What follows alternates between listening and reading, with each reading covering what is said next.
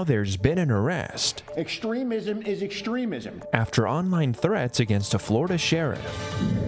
Tennis pros are all in for the Miami Open, but vaccination status could be keeping one major star out. And the Skywatchers are over the moon about a temporary South Florida exhibit. I love it. These stories and more coming up on Newsbreak. Hello, South Florida. I'm Amanda Gray. I'm Hawa Ezel. Today is Wednesday, March 15th, 2023. Live from the FIU Lee Kaplan School of Journalism and Media, this is SFMN Newsbreak. A man is waking up behind bars for threats police say he made towards a Florida sheriff. A New Jersey man is facing charges in Florida after he allegedly threatened the life of a Volusia County sheriff. According to deputies, Richard Golden posted in an online forum that he wanted to put a bullet in Sheriff Mike Chitwood's head.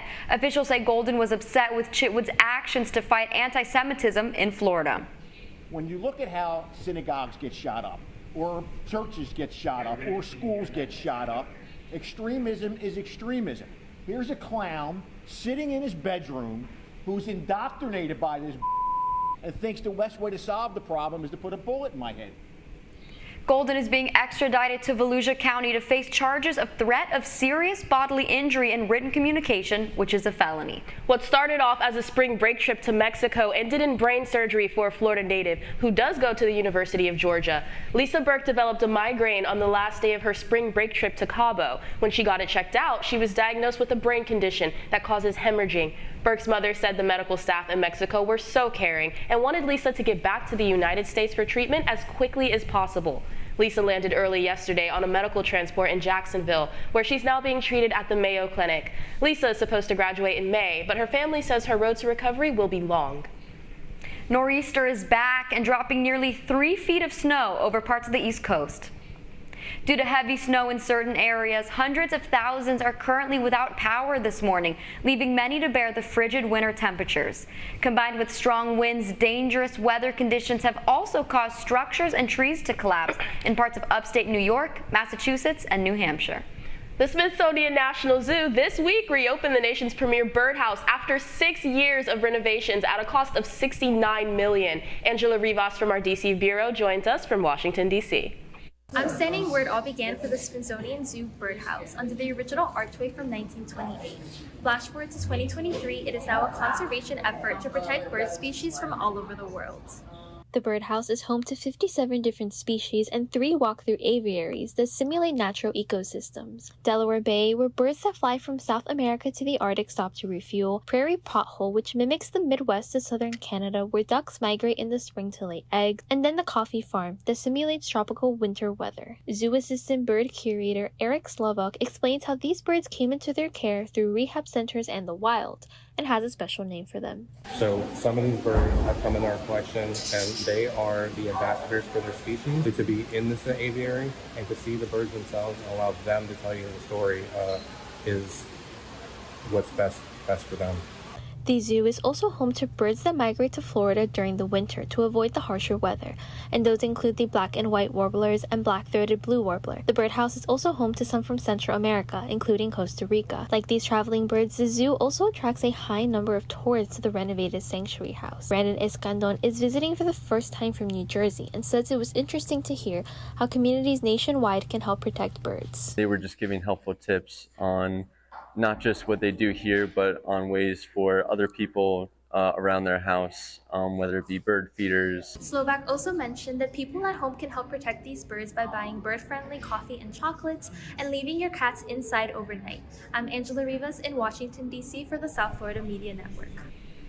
The status of tennis star Novak Djokovic remains up in the air, unvaccinated and therefore unable to enter the country for the Miami Open. As the network's Amanda Milian reports, the tournament starts this weekend with or without him. The Miami Open is bringing some intense and heated matchups under the Miami sun the next 2 weeks, running from March 19th through April 2nd.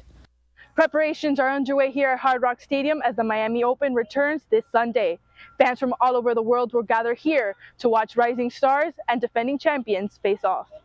Last year's champions in the men's and women's singles are both returning to defend their title. In the 2022 women's final, Polish tennis player Iga Świątek defeated Japanese tennis player Naomi Osaka, taking both sets, scoring 6 points each. Osaka will not be returning to this year's Miami Open due to her recent pregnancy announcement. For the men's singles, 2022 champion Carlos Alcaraz of Spain returns at the number 2 seed. At the number 1 seed, Novak Djokovic hopes to play in the Miami Open, but is currently on standby. This is due to the fact he is not vaccinated against COVID-19. The United States does not allow foreigners into the country without the vaccination. Florida Governor Ron DeSantis took these matters into his own hands and wrote a letter to President Biden. In this letter, he asked the president to allow Djokovic to enter the country so that he may play in the Open. The letter was sent to the desk of the president on March 7th, and still no word has come back from Washington, D.C. Hard Rock Stadium prides itself on hosting the Miami Open as it has been deemed a unique venue. What is typically a football stadium has now been converted to house 30 tennis courts on its grounds, in addition to a tennis campus. The fans will also get to enjoy the sky gondolas and the shopping experiences. The next 2 weeks will be filled with excitement, upsets, and a roller coaster of emotions until new champions are crowned. This is Amanda Milian, South Florida Media Network. Much like the actual moon, a moon-inspired sculpture is in the middle of revolving around the Earth. As the network's Paloma Pimentel reports, it's the latest destination in Coral Gables. The moon has landed in the city of Coral Gables and will remain a spectacle at the Ponce Circle Park for the next 3 weeks. The Coral Gables Community Foundation and the City of Coral Gables collaborated once again to host an extraordinary art installation that is out of this world. Spectators enthusiastically rushed to take a picture with a gigantic moon that is part of UK artist Luc Jérôme's Museum of the Moon, an internationally renowned and traveling art installation that has been admired in major cities all over the globe. And so I just feel really content, happy, at ease whenever I see any media about the moon, or when I just sit outside looking at the moon. So right now, I just feel super at ease, comfortable. The hanging moon measures 23 feet in diameter and illustrates a 120 dots per inch detailed NASA image of the moon, where each inch of the sculpture represents 8 miles of its surface. Yeah, a sort of balance, something that I can see every night, something comforting, brings a state of peace to me. Every time I see the moon, I don't know, I feel like everyone can see it from anywhere in the world, and I love it. Located in the center of Ponce Circle Park, viewers are exposed to a fusion of lunar imagery, moonlight, and surround sound composition, along with food and beverage vendors. A festive scene where many can picnic around the moon or sit on public benches and gaze at the installation. The City of Coral Gables will continue to host the open-air event next Thursday, Friday, and Saturday for the next 2 weeks, and as long as weather conditions remain stable. It will include activities such as yoga under the moon, a St. Patrick's Day celebration, and a good night moon pajama party. I am Paloma Pimentel, reporting for the South Florida Media Network. After a SpaceX expedition just came back from the International Space Station, another begins. Last night, the SpaceX Dragon launched from the Kennedy Space Center. The spacecraft is also going to the International Space Station with a number of supplies and experiments on board. One of those experiments was designed by high school students that will supposedly keep cameras steady while tracking targets from the ground or inside the space station. The Dragon is expected to be at the dock at the orbiting lab tomorrow morning. It seems like it started a long time ago in a galaxy far, far away, but we now know when the billion-dollar George Lucas Museum will be finished. That's still ahead, and so is the story. After the United States and after the UK, Japan is the third best area for Harry Potter fandom. We're taking you inside the movie studio that's going to be Harry Potter's new home. Newsbreak will be back in 2 minutes.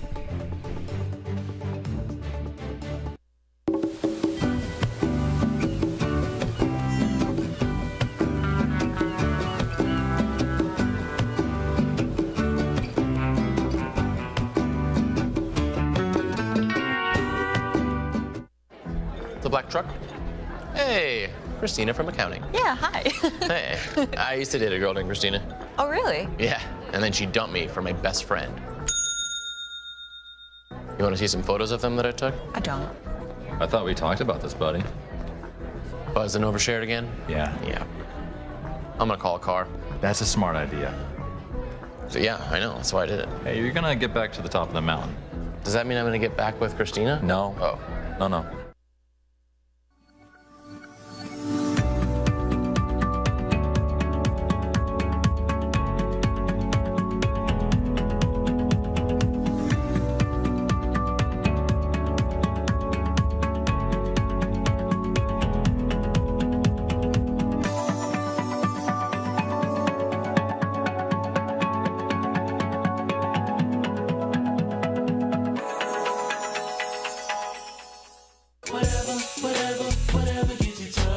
There are a lot of ways to reach out to a friend about their mental health.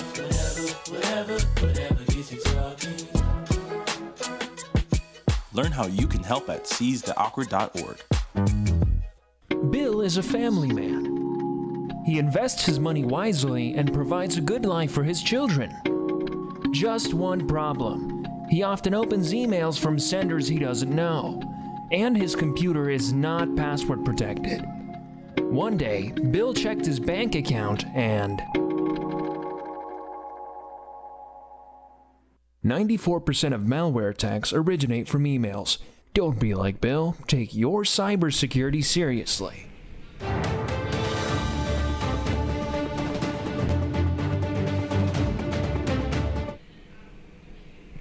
The wizarding world of Harry Potter has a new home. Magic is in the air as Warner Bros. Are bringing the Harry Potter franchise to the Japanese capital. Fans in Tokyo will have the opportunity to visit some of the most iconic sets of the Harry Potter movies, including Hogwarts and the Forbidden Forest. This is part of Tokyo's new Warner Bros. Studio, which is modeled after the London studio, but will be larger. Jeff Nagler, the president of Warner Bros. Worldwide Studio Operations, said opening the studio in Japan was an easy decision. I think that was one of the easiest decisions for us, Fans can actually, because of the whole global interest in Harry Potter. After the United States and after the UK, Japan is the third best area for Harry Potter fandom. Fans can experience the magic of Harry Potter in Tokyo when the studio opens in early June. A $1 billion museum project is underway once again by the creator of a saga that has risen to stardom.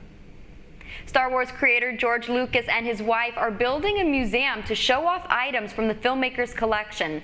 The construction was initially delayed by the pandemic and other setbacks. Now, the Lucas Museum of Narrative Art is expecting to open in 2025. You're watching SFMN Newsbreak, and we're coming right back.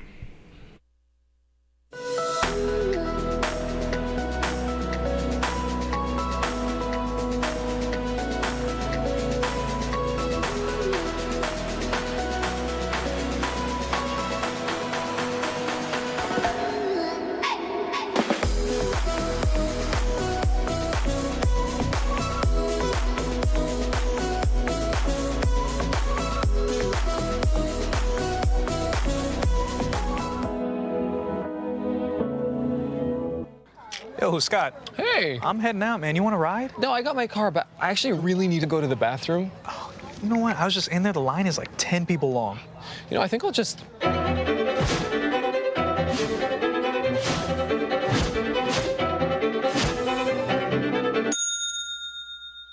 Dude, are you okay? You wouldn't believe what I was just thinking. I am definitely buzzed. Yeah. I think I will take this, and I will take that ride home. Smart man. Did you see how that dog was looking at me? Radcliffe Art and Design Incubator is the velocity accompanying the fellow's rudder, as in a boat. Unless there is movement or action, the planned direction is of little consequence. We encourage the creative ideas into action, and from the experience of doing, we critically assess the feedback, adjust, and set out to rediscover the potentialities of an entrepreneurial mindset.